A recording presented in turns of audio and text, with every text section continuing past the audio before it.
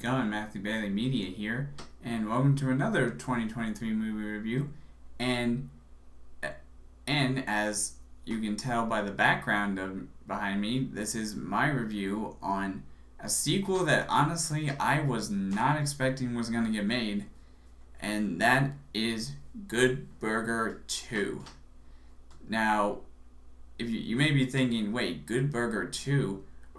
Whatever happened to the first movie? Well, this image you see behind me is is from the first movie, but basically let's just do sort of a recap on the first movie. So the first movie follows a young boy named Dex who was just getting out of high school, or he was getting out of school for a summer, and he thinks he's got his summer down, and unfortunately he has to deal with an incident where the young man who's behind me, named Ed, was making a delivery. He causes Dexter to get into an accident. He owes someone a lot of money, and in order to pay him back, he gets a job at Good Burger. But unfortunately, they have a competition opening across the street called Mondo Burger. But then they find out that something's up with Mondo Burger. They figure out a way to stop it. They end up stopping it, and then they say the iconic phrase that Ed always says. Welcome to Good Burger, home of the Good Burger. Can I take your order? So that's a recap of the first movie. Now with this movie, we follow Dex and Ed over 25 years later, and basically what happens is Dex is sort of his own boss in a way. He's like this businessman who tries to come up with new ways to innovate and new inventions to bring out to the world. And unfortunately, his latest one causes some investors to not be happy with him. And then he ends up going to back to Ed, who is now the owner of Good Burger, which is interesting because they say that the other owner left, and we all know who the owner was of the previous movie, and unfortunately, thankfully, he actually does not come back, which, I don't want to get too far into it, but the guy who used to own the original Good Burger, who was also the manager, was played by the unfortunate creepo known as Dan Schneider, who used to be in charge of Nickelodeon and a lot of his stuff. But thankfully, he wasn't part of this movie, and again, it turns out Ed is the new owner of the establishment. Now they still have a manager, but it's not Ed. It's some younger guy that Ed hired. And in this movie, we also see Ed has actually become a family man. He's got many kids.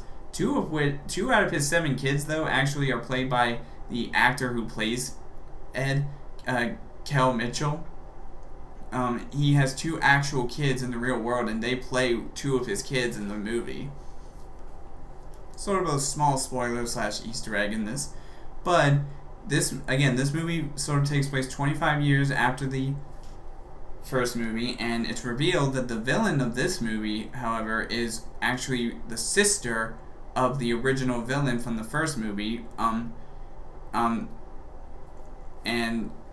I think his name was Kurt, was the name of the villain in the first movie, but this is his sister, which I already forgot her name. But instead of actually trying to follow in her brother's footsteps and open up another version of Mondo Burger, she tries to trick Ed into signing over Good Burger, and then tries to replace him, all the employees at what's now known as Mega Good Burger, and replace all the workers with robots that look just like Ed. And what I think is crazy is that at the very end of the movie, there's a little hidden message that is sort of connecting to the writers and actors strikes that happened recently over the past few months. And what is the main focus of that message? And that's that technology and robots can never replace an actual human being to get good quality food and good quality customer service and all that sort of stuff. And it's sort of their way of saying AI technology can never replace a good writer trying to write a good story for a movie or a show, etc., etc. And when they said that at the end of the movie, I'm like, oh my gosh. Plus, I realized this movie, I think, was filmed even while the actors were on strike, which to me, I think, is crazy. I didn't know how they were able to do that, but I gotta say, this movie was a lot of fun. I will say I do kind of like it more than the first movie.